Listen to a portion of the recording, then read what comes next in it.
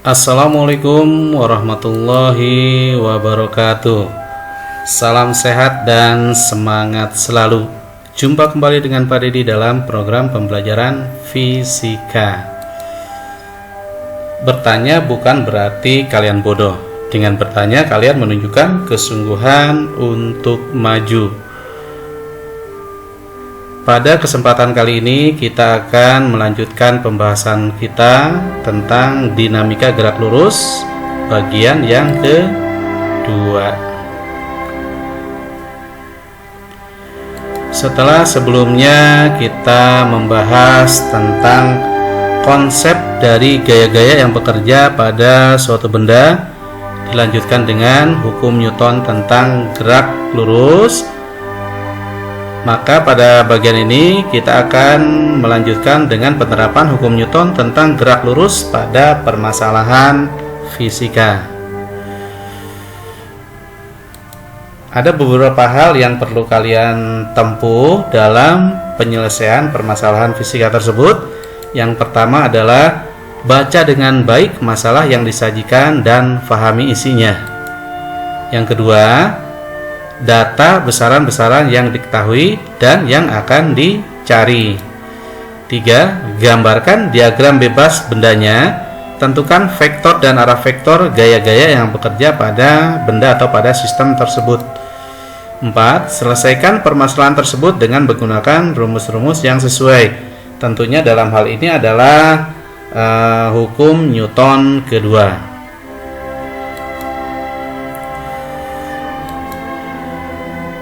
Dalam penerapan hukum Newton ini, pembahasannya akan kita bagi. Yang pertama, gerak benda pada bidang licin. 2. Gerak benda pada bidang kasar. 3. Gerak benda pada bidang miring. 4. Gerak benda yang dihubungkan dengan katrol. 5. Gerak benda dalam lift. Dan ditambah dengan gaya sentripetal, di mana kita tahu bahwa gaya sentripetal ini gaya yang menyebabkan sebuah benda bergerak melingkar. Baik, kita akan mulai dengan gerak benda pada bidang licin. Look at the following simple problem. Problem yang pertama, sebuah balok 2 kg diam di atas bidang licin dan ditarik dengan gaya 30 Newton. Tentukan percepatan balok jika A. Gaya atau arah gaya ke kanan, B. Arah gaya ke kanan dan membentuk sudut 60 derajat terhadap bidang datar tersebut. Nah, kita lihat yang A adalah F atau gayanya sejajar dengan bidang. Nah, ini bisa kita gambarkan diagram bebasnya. Sebuah benda bermasa 2 kg terletak di atas bidang yang datar, diberi gaya sebesar F yang arahnya sejajar dengan bidang datar. Nah, berdasarkan gambar di atas, untuk menentukan A, kita gunakan hukum Newton kedua, yang rumusnya sigma F sama dengan M kali A. Karena pada sistem tersebut hanya terdapat satu gaya pada arah mendatar, maka sigma F-nya adalah F, lengkapnya F sama dengan M kali A. Nah, dengan demikian A-nya sama dengan F per M. Karena F-nya 30 Newton dan M-nya 2 kg, maka percepatan dari benda tersebut adalah 15 meter per second kuadrat. Nah, sedangkan untuk yang B, F-nya membentuk sudut 60 derajat terhadap bidang. Kita gambarkan diagram bebasnya. M-nya adalah 2 kg, kemudian ditarik dengan gaya yang membentuk sudut sebesar 60 derajat terhadap bidang. Nah, dengan demikian F-nya harus kita tentukan komponennya karena dia membentuk sudut terhadap bidang. Nah, kita lihat komponen terhadap sumbu X yaitu Fx dan komponen terhadap sumbu Y adalah Fy. karena benda bergerak searah bidang, maka komponen gaya yang kita gunakan adalah komponen gaya yang searah dengan bidang. Nah, berdasarkan gambar, kita gunakan juga rumus hukum Newton 2 sigma F sama dengan M kali A. Nah, di sini sigma F-nya berbeda dari yang A. Untuk yang B ini, sigma F-nya adalah komponen F terhadap sumbu X. Jadi kita tuliskan Fx sama dengan M kali A, di mana Fx adalah F cos alpha, sehingga F cos alpha sama dengan M kali A. Maka kita dapatkan A sama dengan F cos 60 dibagi dengan M. F-nya adalah 30, cos 60 adalah setengah, dan M2, sehingga percepatannya adalah 7,5 meter per second kuadrat. Selanjutnya yang kedua adalah gerak benda pada bidang kasar. Pada bidang kasar, sebuah benda yang bergerak mengalami gaya gesekan. Nah, seperti kita ketahui, arah dari gaya gesekan ini berlawanan dengan arah gerak benda. Apabila gerak bendanya ke kanan, arah gaya geseknya ke kiri. Apabila gerak bendanya ke bawah, maka arah gaya gesekannya ke atas. Nah, contoh problemnya, sebuah plat tembaga bermasa 10 kg diletakkan di atas lantai kasar. Jika koefisien gesekan statis dan kinetis antara lantai, maksudnya dengan lantai masing-masing adalah 0,68 dan 0,53, tentukan A. Gaya gesekan statis maksimum tembaga jika G 10 meter per second kuadrat. B. Percepatan plat tembaga jika dikerjakan gaya seperti gambar di bawah ini. Nah, gayanya sejajar dengan bidang. Kemudian yang C, percepatan plat tembaga jika dikerjakan gaya seperti gambar berikut, di mana gayanya membentuk sudut terhadap bidang sebesar 30 derajat. Mari kita bahas bagian per bagian. Nah, untuk yang A, gaya gesekan statis maksimum atau F maksimum plat jika G-nya sama dengan 10 meter per second kuadrat. Nah, kita masih ingat rumusnya Fs maksimum, tapi sebelumnya kita lihat dulu. Karena mu S sama dengan 0,8 dan M sama dengan 10 kg, sedangkan G sama dengan 10 meter per second kuadrat, maka dengan menggunakan rumus Fs maksimum sama dengan mu S kali mg, dan kita masukkan data-data di atas. Mu S nya adalah 0,68, G nya 10, M nya 10 dan G nya 10, maka Fs maksimumnya adalah 68 Newton. Kenapa kita cari Fs maksimum? Di sini maksudnya untuk mengetahui apakah benda sudah bergerak atau masih dalam keadaan diam. Caranya dengan membandingkan nilai Fs maksimum dengan nilai dari gayanya, gaya yang bekerja pada benda tersebut, atau gaya tarik atau gaya yang menyebabkan benda bergerak.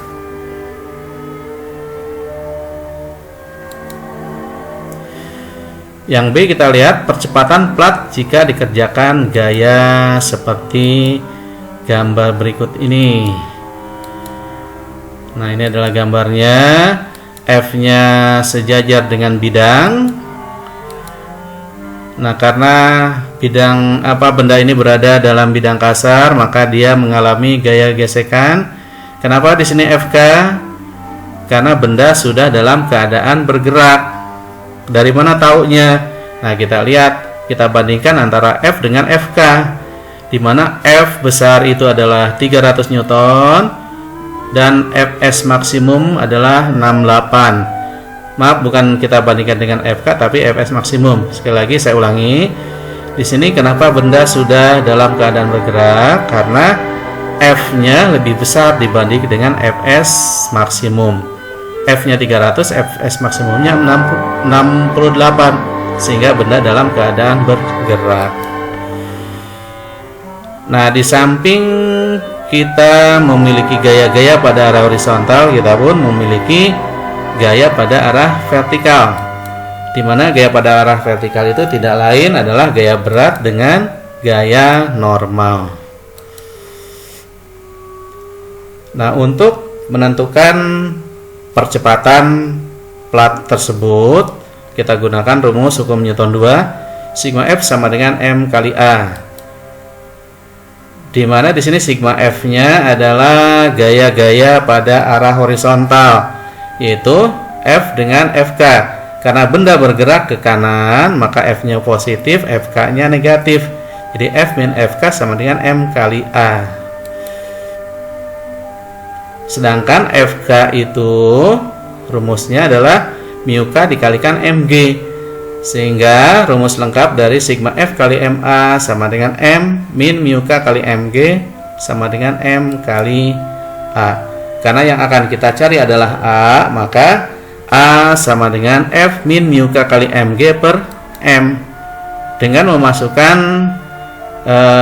data-data yang diketahui, maka A sama dengan 300 min 0,53 dikalikan 10 kali 10 dibagi 10, maka didapatkan percepatan benda tersebut adalah 24,7 meter per second kuadrat.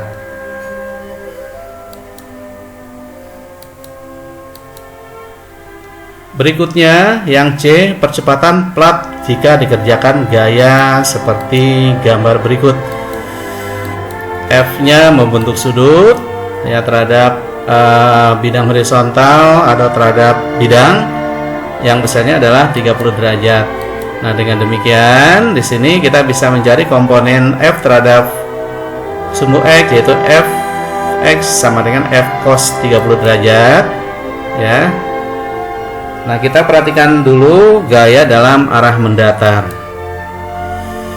Fx-nya sama dengan F cos 30 derajat sama dengan 160 dikali cos 30 derajat, di mana cos 30 derajat ini adalah setengah akar 3, maka Fx-nya adalah 80 akar 3 Newton. Nah, di mana Fx ini adalah gaya yang menyebabkan benda tersebut bergerak.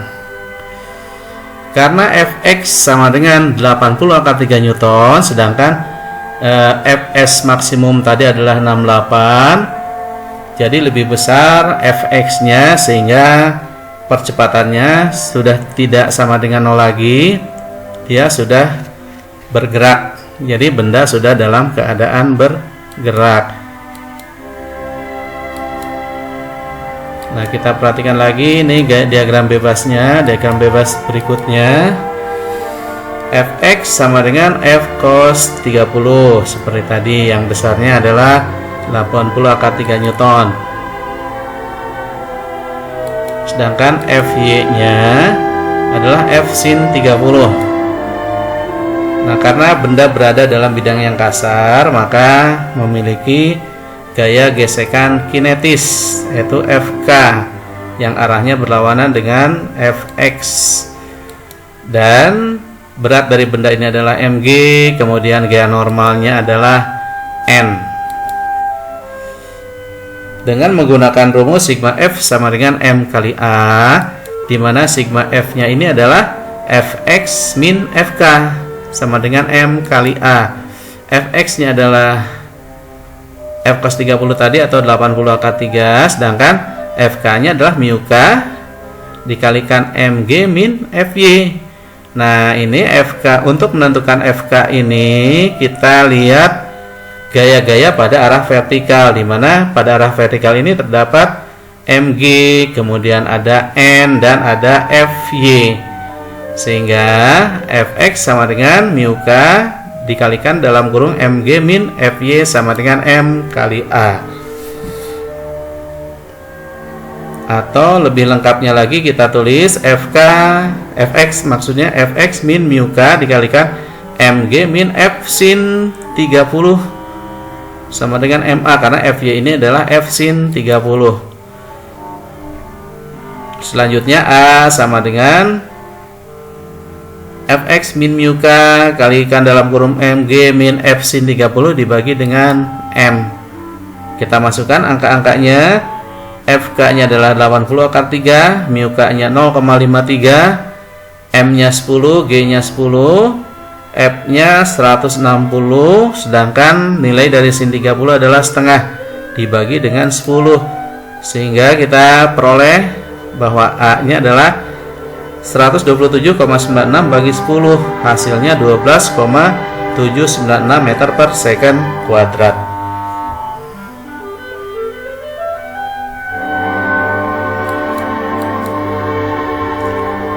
Yang ketiga, gerak benda pada bidang miring. Sebuah balok kayu 12 kg dilepas dari puncak sebuah bidang miring yang membentuk sudut 45 derajat seperti gambar berikut. Ada sebuah bidang miring dengan kemiringan 45 derajat, kemudian di puncaknya disimpan balok yang masanya 12 kg. Yang ditanyakan, A. Gaya normal pada balok jika G sama dengan 10 meter per second kuadrat. B. Percepatan balok jika bidang miring licin. C. Waktu untuk mencapai dasar bidang miring yang licin jika panjang bidang miring 16 meter dan V0-nya sama dengan 0. Jadi bergerak dari keadaan diamnya. D. Percepatan balok jika bidang miring kasar. Gunakan mu S-nya adalah 0,4 dan mu K 0,2. Kalian perhatikan di sini antara mu S dengan mu K ini yang memiliki angka lebih kecil. Nah, kita lihat, kita tentukan gaya normal pada balok atau N-nya. Nah, kita tetap harus menggunakan diagram bebas benda. Ada sebuah balok pada bidang miring dengan sudut kemiringan 45 derajat. Nah, di sini kita tentukan gaya yang bekerja pada benda tersebut. Yang searah atau yang tegak lurus terhadap permukaan bumi adalah selalu Mg. Nah, kemudian karena Mg ini membentuk sudut terhadap persumbuan yang tegak lurus bidang miring, kita katakan ini adalah sumbu Y, yang sejajar dengan bidang miring adalah sumbu X. Maka Mg ini memiliki komponen terhadap bidang miring yang besarnya adalah Mg sin alfa, sedangkan komponen yang tegak lurus bidang miring adalah Mg cos alfa. Dan N adalah yang tegak lurus terhadap bidang miring. Ini adalah N. Nah, terhadap tegak lurus bidang miring atau terhadap sumbu Y, karena tidak ada gerak, maka ditulis sigma Fy sama dengan 0. Nah, sedangkan gaya-gaya pada sigma Fy ini ada N dengan Mg cos alfa, di mana kita tahu Mg adalah W. Maka kita tulis di sini N min W cos alfa sama dengan 0, atau N sama dengan W cos alfa, atau lebih lengkap lagi N sama dengan Mg cos 45. M nya adalah 12, G nya adalah 10, cos 45 adalah setengah akar 2, sehingga gaya normalnya adalah 60 akar 2 Newton. Yang B, percepatan balok jika bidang miring licin. Nah, karena masih licin, jadi belum ada pengaruh gaya gesekan. Nah, gambarnya sama, diagram bebasnya sama dengan yang A. Nah, berdasarkan gambar gerak benda dalam sumbu X, nah di sini adalah sigma F sama dengan MA. Ingat bahwa arah geraknya terhadap bidang miring, maka kita gunakan kita gunakan gaya-gaya pada bidang miring. Nah, sedangkan terhadap bidang miring ini hanya ada satu gaya, yaitu Mg sin alfa. Jadi kita tulis W sin alfa sama dengan MA, di mana W ini ingat adalah Mg. Ya, Mg sin alfa sama dengan Ma, maka A sama dengan Mg sin alfa per M. M-nya bisa dicoret sehingga kita dapatkan A sama dengan G sin alfa. G-nya 10, sin alfanya 45 yang nilainya setengah akar 2. Sehingga A sama dengan 10 dikali setengah akar 2 yang besarnya 5 akar 2 meter per second kuadrat. Jadi percepatan benda pada bidang miring yang licin tersebut adalah 5 akar 2 meter per second kuadrat.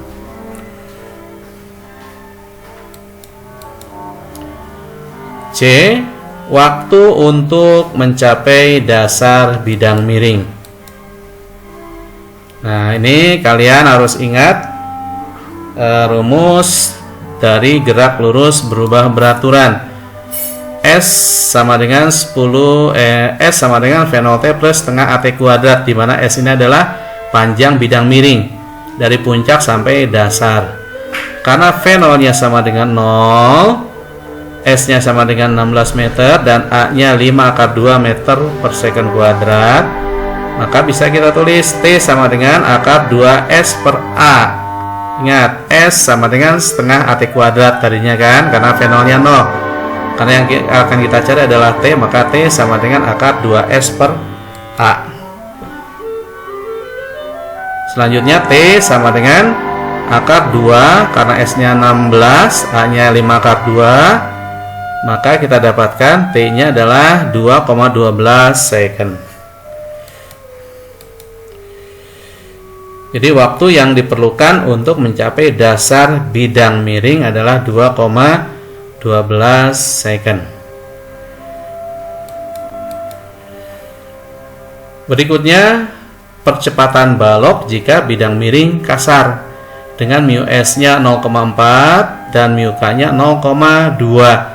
Maka pada diagram bebasnya kita tambahkan FK, di mana FK ini selalu berlawanan arah dengan arah gerak benda, atau selalu berlawanan dengan gaya penyebab benda bergerak, yaitu Mg sin alfa.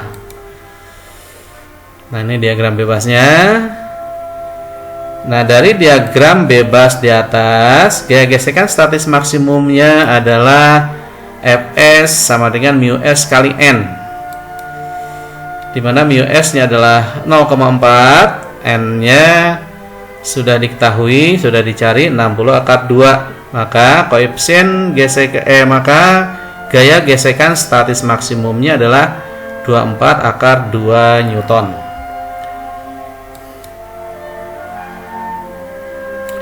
Sedangkan gaya penyebab gerak benda adalah Mg sin alfa.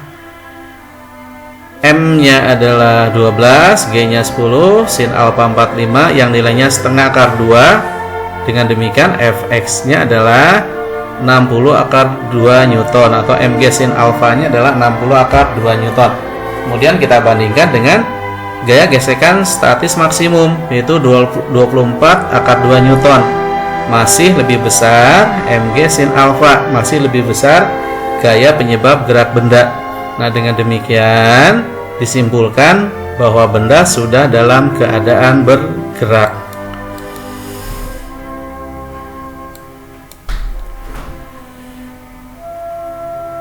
Kita tentukan percepatan dari benda tersebut dengan menggunakan hukum Newton 2. Sigma F sama dengan M kali A. Nah, dari gambar pada slide sebelumnya, bahwa sigma F itu adalah Fx min Fk sama dengan Ma. Fx sama dengan Mg sin alfa, sedangkan Fk adalah mu K kali N. Kemudian karena N-nya adalah Mg cos alfa, maka rumusnya menjadi Mg sin alfa min mu K kali Mg cos alfa sama dengan M kali A. Maka A-nya adalah Mg sin alfa min mu K kalikan Mg cos alfa per M. Karena di setiap suku ada M, M-nya kita coret saling meniadakan, maka kita dapatkan rumus A sama dengan G sin alfa min mu K kali G cos alfa. G nya adalah 10, sin alfa adalah setengah akar 2, mu K 0,2, G 10, cos alfa adalah setengah akar 2 karena alfanya adalah 45 derajat. Jadi nilai sin dengan nilai cosnya sama. Kita dapatkan A nya adalah 5 akar 2 dikurang 2 sehingga A sama dengan 4 akar 2 meter per second kuadrat.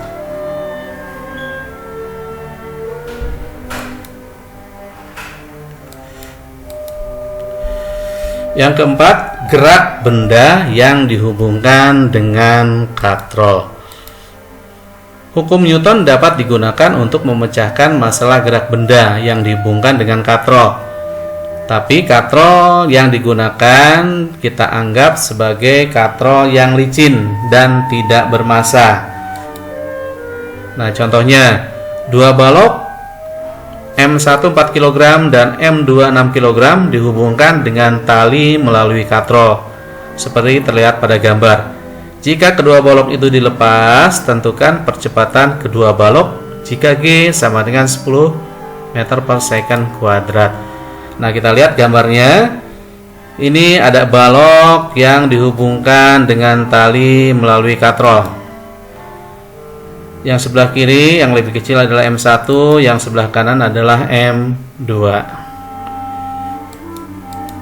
Kita lihat bagaimana permasalahannya.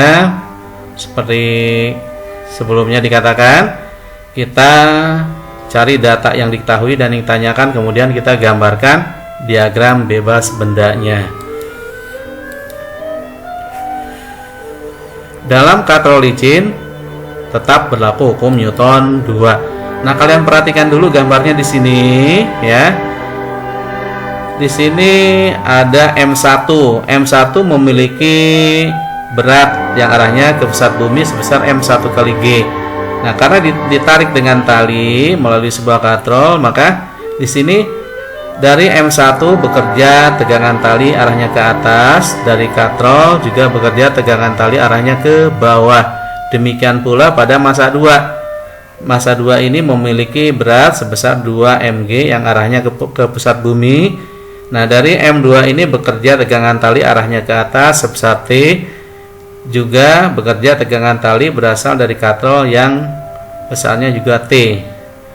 Nah, sedangkan di sini karena M2 ini lebih besar dibanding dengan M1, maka geraknya menuju M2. Dari M1 ke atas, dari katrol menuju ke M2.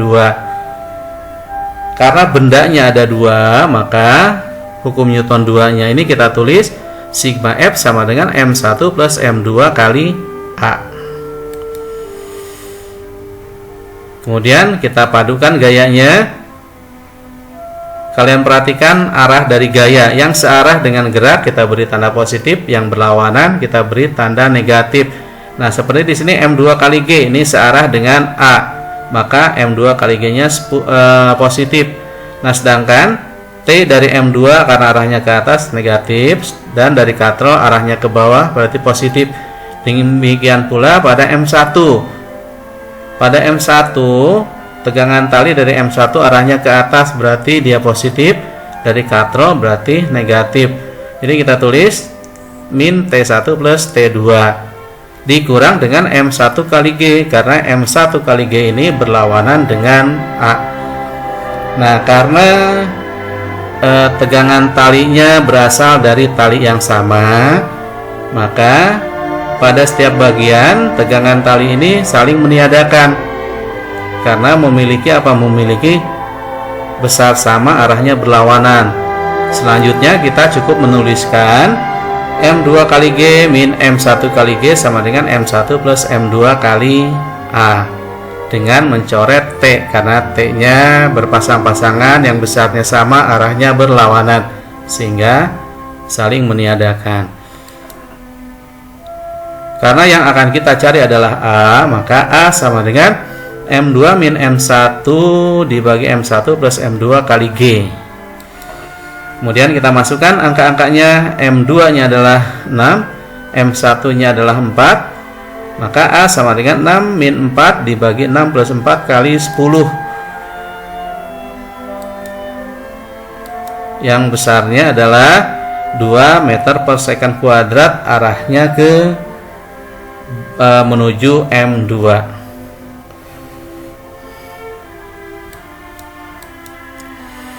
Yang ketiga, yang kelima, benda dalam lift. Nah, kita perhatikan gambarnya. Benda yang bermassa M akan memberi tekanan yang berbeda pada lantai lift ketika lift diam, bergerak lurus beraturan, dan bergerak lurus berubah beraturan. Nah, kita akan selidiki satu persatu.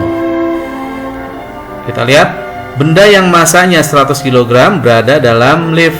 Tentukan gaya yang mendesak lantai lift jika A. Lift dalam keadaan diam, B. Lift bergerak lurus beraturan, C. Lift bergerak ke atas dengan A sama dengan 5 meter per second kuadrat, D. Lift bergerak ke bawah dengan A sama dengan 5 meter per second kuadrat. Yuk kita lihat solusinya. Yang A, lift dalam keadaan diam. Jadi ada seseorang yang berada di dalam lift. Nah, orang tersebut memiliki gaya ke bawah adalah mg dan ke atas adalah N, tekanan orang tersebut terhadap lantai lift. Nah, karena lift masih diam sehingga A-nya sama dengan 0. Berlaku sigma F sama dengan 0. Di mana sigma F di sini adalah N min mg sama dengan 0, karena gaya yang bekerja pada benda tersebut, pada orang tersebut adalah N dan mg. Karena sigma F nya sama dengan 0, maka N sama dengan mg. Kita masukkan N sama dengan M nya adalah 100, G nya 10, sehingga N nya adalah 1000 Newton. Jadi gaya yang mendesak lantai lift apabila lift dalam keadaan diam adalah 1000 Newton. Selanjutnya kita lihat lift bergerak lurus beraturan. Gaya-gayanya masih sama, yaitu mg dan N. Benda bergerak tapi dia bergerak beraturan sehingga A-nya sama dengan 0. Maka berlaku sigma F sama dengan 0 dan N sama dengan mg. Sigma F nya ini adalah N min mg, sehingga N sama dengan mg. Jadi N nya adalah 100 dikali 10 sama dengan 1000 Newton. Jadi gaya yang mendesak lantai lift sama dengan ketika lift dalam keadaan diam, yaitu 1000 Newton. Selanjutnya, lift bergerak ke atas dengan percepatan A 5 meter per second kuadrat. Kita gambarkan A-nya arahnya ke atas. Dari benda tersebut terdapat gaya mg, kemudian juga gaya N. Karena bendanya sudah bergerak dengan percepatan tertentu, maka berlaku rumus sigma F sama dengan M kali A, di mana sigma F itu adalah N min mg sama dengan M kali A. Untuk mudahnya menentukan tandanya, kita beri patokan apabila gayanya searah dengan arah gerak positif, apabila berlawanan negatif. Jadi N min mg sama dengan M kali A. Maka N sama dengan mg plus A, atau N G plus A kali M, di mana A nya adalah 5, G nya adalah 10, M nya adalah 100, sehingga kita dapatkan bahwa N atau gaya yang mendesak lantai lift adalah 1500 Newton. Nah, kemudian kita bandingkan apabila arah geraknya ke bawah, yaitu untuk soal yang D. Lift bergerak ke bawah dengan percepatan 5 meter per second kuadrat. A-nya arahnya ke bawah, sedangkan N dengan mg-nya arahnya tetap tentunya. Nah, di sini berlaku sigma F sama dengan M kali A. Nah, di sini patokannya adalah gaya ke atas negatif, ke bawah positif, nggak apa-apa ya. Jadi di sini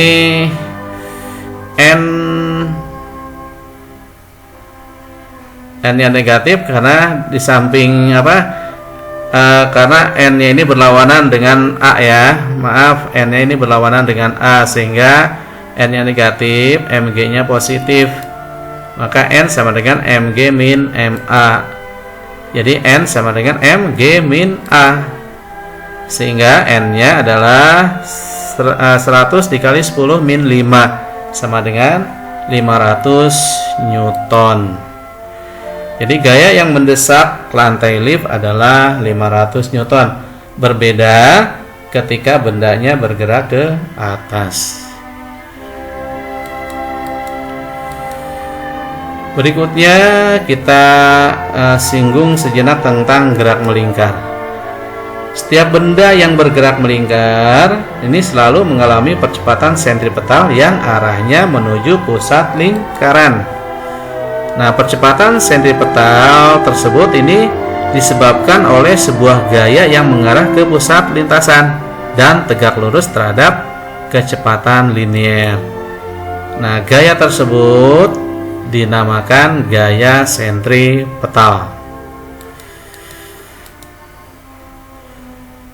Nah, berdasarkan prinsip hukum Newton 2, gaya sentripetal ini dirumuskan Fs sama dengan M kali A, di mana A di situ adalah AS yang besarnya V kuadrat per R. Nah, dengan demikian Fs sama dengan mv kuadrat per R, dan V kuadrat per R itu sama dengan W omega kuadrat kali R, sehingga kita mendapatkan rumus gaya sentripetal mv kuadrat per R dan M omega kuadrat kali R. Fs adalah gaya sentripetal dalam Newton, M adalah massa benda dalam kilogram, AS adalah percepatan sentripetal dalam meter per second kuadrat, V adalah laju linear dalam meter per second, dan omega adalah kecepatan sudut dalam radian per second, R sama dengan jari-jari lintasan dalam meter. Nah, kita lihat penerapannya dalam contoh soal berikut. Sebuah benda dengan massa 50 gram bergerak melingkar beraturan dengan laju 3 meter per second. Jika jari-jari lintasannya adalah 40 cm, tentukan gaya sentripetal yang bekerja pada benda. Ya, kita lihat solusinya. Diketahui M-nya adalah 50 gram, kita konversi ke dalam kilogram menjadi 0,05 kg. V-nya 3 meter per second, R-nya adalah 40 cm, kita rubah ke dalam meter menjadi 0,4 meter. Maka kita gunakan rumus Fs sama dengan mv kuadrat per R.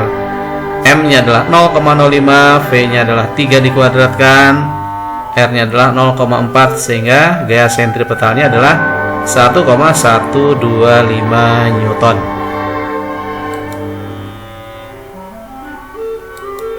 Demikianlah penjelasan tentang aplikasi dari hukum Newton tentang gerak lurus.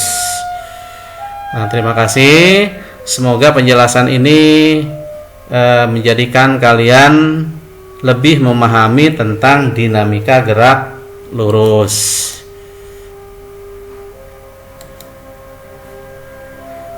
Ya, ternyata fisika itu menarik. Jangan menganggap bahwa fisika itu beban buat kalian. Justru fisika itu bisa membuat kalian menjadi lebih maju, karena dasar dari teknologi adalah fisika. Demikian penjelasan dinamika gerak lurus bagian kedua. Kurang lebihnya mohon maaf. Assalamualaikum warahmatullahi wabarakatuh.